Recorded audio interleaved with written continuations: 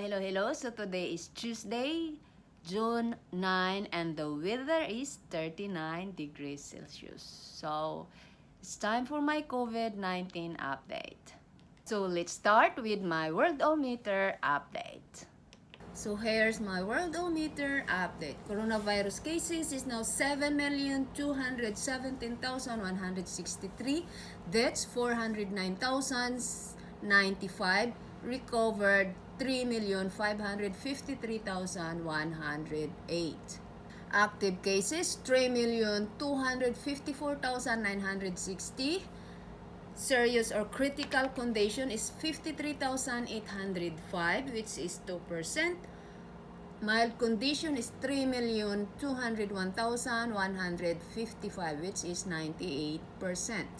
Total cases, USA 2,026,597, Brazil 710,887, Russia 485,253, Spain 288,797, UK 287,399, India 267,249, Italy 235,278, Peru 199,696, Germany 186,233, Iran 173,832, Turkey 171,121. New cases, Russia 8,595, Pakistan 4,646, Bangladesh 3,171, Mexico 2,999, India 1,321, Indonesia 1,043, Oman 712, Afghanistan 542, Philippines 518, Guatemala 447, Ukraine 394.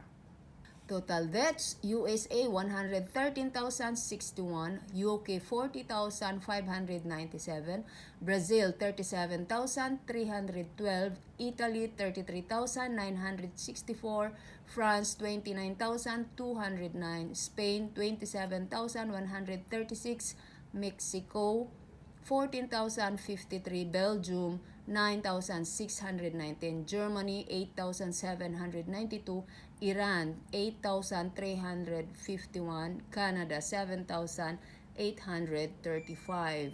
New deaths, Mexico 354, Russia 171, Pakistan 105, Bangladesh 45, Indonesia 40, Afghanistan 15, Guatemala 15, Belgium 13, Ukraine 13, Bolivia 10, Germany 9. That's all for my WorldOmeter update. So let's go for Qatar update. Since we don't have yet the latest update here in Qatar today, so I will mention the update yesterday. So yesterday, new cases is 1,368. Total cases is 70,158 and active cases is 41,166. Recovered cases is 1,597 with the total now of 45,935. 3 deaths. So the total now of 57 deaths. And within 24 hours, people tested is 4,113. So with the total people tested now of 259,646. So next, Qatar to ease COVID-19 restrictions in 4 phases. First phase will begin on Monday, June 15, 2020, will allow limited opening of the mosques. 20% of employees start to work at workplace with the implementation of precautionary requirements. And then trips outside Qatar in cases of extreme necessity, and everyone who returns to Doha will be subjected to quarantine in the hotel on their personal expenses for full 2 weeks.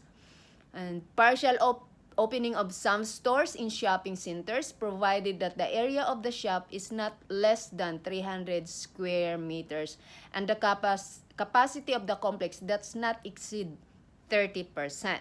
So 40% of the capacity in some private health facilities while continuing to provide emergency services. Limited parks for exercise. Children under 12 years will not be allowed to enter. And sports training will be permitted in open spaces and large halls for the professional sports persons for no more than 5 people. So second phase, July 1, opening of malls for limited hours. Opening of markets and wholesale markets with limited capacity and specific hours. Limited opening of restaurants with low capacity. Museums and libraries with limited capacity and specific hours. And 50% of employees get back to their workplace with the implementation of all precautionary requirements. So third phase, August. Low-risk inbound flights for priority passengers like returning residents. The full opening of shopping centers. Opening wholesale markets with limited capacity and specific hours. Limited opening of restaurants with gradually increasing occupancy. Reopening of driving schools will be allowed. Nurseries and creches can open. Meanwhile, all other educational institutions can resume operations in September. 80% of the employees get back to their workplace with the implementation of all the precautionary requirements. And then 50% of the capacity for the following activities: health clubs, fitness halls and swimming pools, beauty salons and massage centers, and barber and hairdressers. Phase, that would be September, the fall opening of shopping centers, the fall opening of markets and wholesale markets, the completion of gradual opening of restaurants, the total opening of museums and libraries. 100% of employees will start from working their workplace with proper health precautions. Private health clinics will be allowed to open 40% in the first phase, where in the second phase, it will become 60%, the third, 80%, and in fourth is 100% while continuing to provide emergency services. So, establishment is slowly opening. It doesn't mean that we are already safe. No, it's still out there. The virus is still out there, but we need to be careful and take care of ourselves. So, still, proper social distancing, maintain that. Always wear mask and hand washing at least 20 seconds with soaps or hand sanitizers. And still avoid touching your face. And we need to boost our immune system. Have enough sleep, at least 7 to 9 hours, exercise, eat nutritious food, and avoid smoking and drinking. And I just went to Carrefour to buy some stuff. So I will add in my video, I will share you how they are working now in the malls. And if you will go inside the mall, they will ask your Etheras app in your phone. So make sure your Etheras app is updated. Here's my video.